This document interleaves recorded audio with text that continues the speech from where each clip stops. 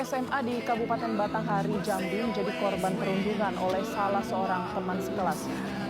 Kasus perundungan di lingkungan sekolah ternyata belum dapat dihapuskan dari catatan buruk pendidikan Indonesia. Kali ini sebuah kasus perundungan mencuat setelah viral di media sosial. Lagi-lagi tentang perundungan siswa. Seorang siswa SMP jadi sasaran perundungan seorang teman yang disaksikan siswa lainnya yang dilakukan di Kabupaten Cilacap, Jawa Tengah.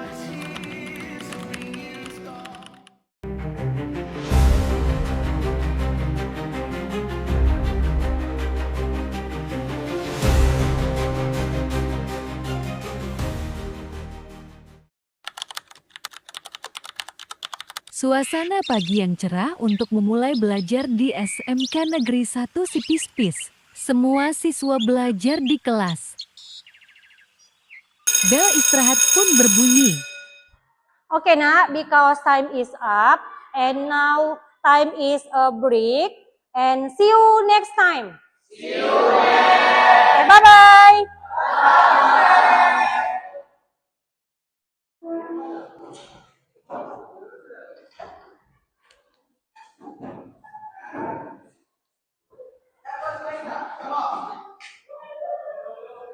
Sebagian siswa pun keluar kelas untuk beristirahat. Halimah, aku ada karya baru loh, aku baru buat semalam. Apaan tuh? Sarah, bunga plastik ala aku.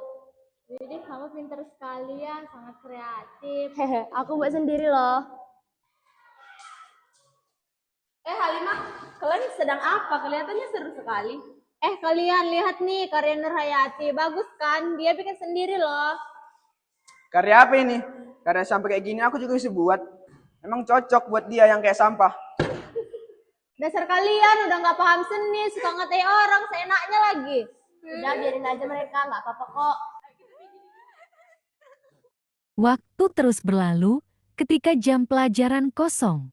Nurhayati memanfaatkan waktu kosong dengan membaca buku mengenai pengelolaan sampah. Tiba-tiba Andika Boy, dan sampah. temannya Lagi ngapain datang kamu? menghampiri. Nampaknya seru sekali. Buku apaan yang sedang kamu baca? Oh, aku sedang membaca buku cara mendaur ulang sampah. So-soan banget baca-baca buku. Emangnya kamu ngerti isinya apaan? Emang buku seperti itu cocok untuk kamu yang sampah? Sampah. Sampah. Seketika itu Halimah datang menghampiri Nurhayati dan menasehati Nurhayati Mereka lagi si agar pembuat lebih onar. tegas Harusnya kamu jika kalau ia dijahil itu dijeli oleh Andika. melawan, jangan diam saja. Aku takut Halimah, mereka laki-laki. Pasti tenaga mereka lebih kuat dari aku. Lagian mereka bercanda kok. Ya udah kita pindah duduk saja yuk. Dan mengajak Nurhayati pergi agar tidak diganggu lagi. Hari demi hari berlalu. Ternyata Andika dan temannya tidak berhenti untuk menjahili Nurhayati. Bahkan malah semakin parah. Karena Nurhayati diam saja dan membiarkannya. Nur, kamu ngapain duduk di sini? Ini kan tempat duduk kami. Kamu tidak boleh duduk di sini. Ini kan aku duluan yang duduk di sini. Lagian juga hujan. Gara-gara kami mau duduk di sini. Pergi sana.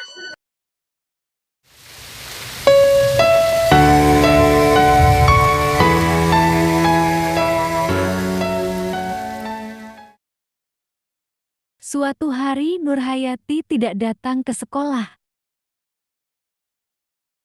Halimah pun bertanya di dalam hati kemana Nurhayati ya kok tidak datang.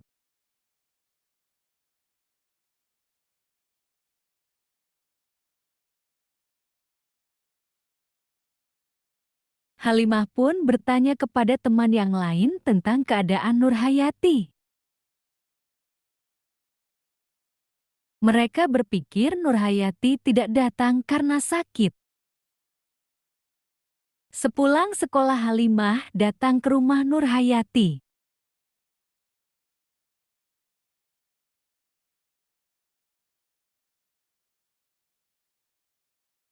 Sesampainya di rumah Nurhayati,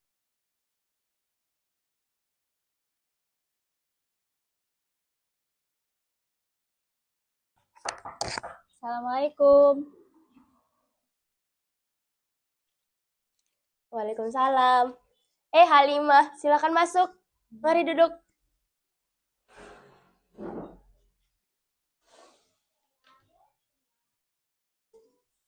Kamu udah pulang sekolah ya? Sudah. Kamu mau minum apa? Tidak usah, terima kasih. Ternyata kamu tidak sakit ya? Kenapa kamu tidak sekolah? Coba ceritakan sebenarnya apa yang terjadi. Siapa tahu aku bisa membantumu. Aku tidak sakit. Aku malas ke sekolah karena aku takut sama Dika dan teman-temannya menjahiliku lagi. Oh, ternyata begitu. Kenapa kamu tidak melapor kepada guru? Aku takut Halimah, jika aku mengadukan mereka kepada guru, mereka akan marah dan benci kepadaku dan terus menjahiliku dan mengatakan bahwa aku pecundang. Kamu jangan takut, di sini ada aku yang bisa membantumu. Kemarin aku sempat merekam saat mereka menjahilimu. Lalu aku ingin melaporkan kepada guru, tapi kamu tidak bersekolah. Terima kasih Halimah, kamu baik sekali. Besok aku akan sekolah. Oh, tenang saja, aku akan membantumu.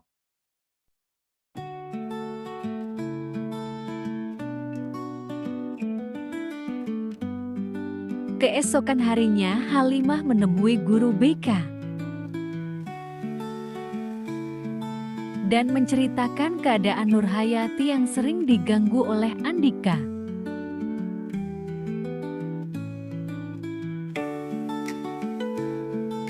Serta menunjukkan bukti rekaman Andika yang sering mengganggu Nurhayati.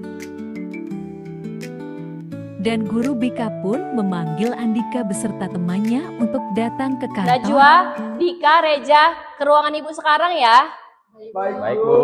Ngapain ya? Kok saya jadi takut? Terakhir kali kan kita membuli Nurhayati si sampah itu.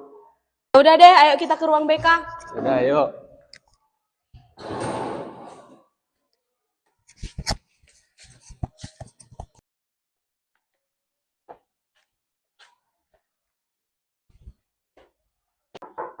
Bu, permisi. Oke, silakan masuk, Nak. Oke, silakan duduk.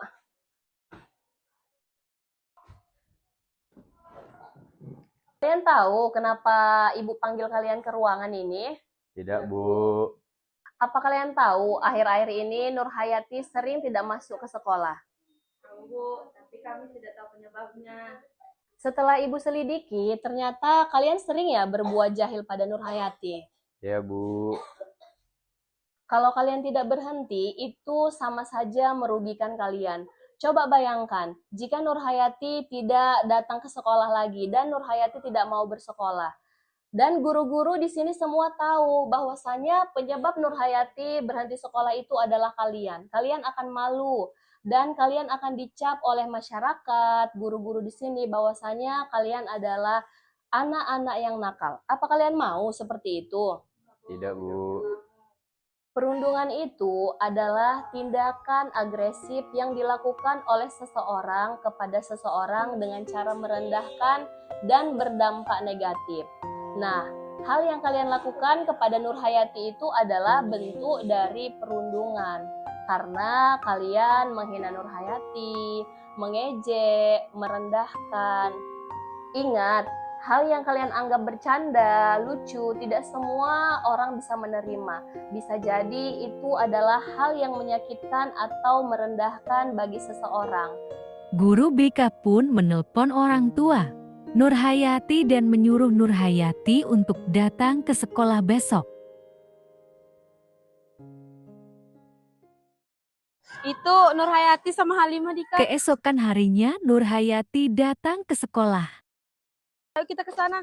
Dan Andika pun datang bersama temannya menemui Nurhayati untuk meminta maaf.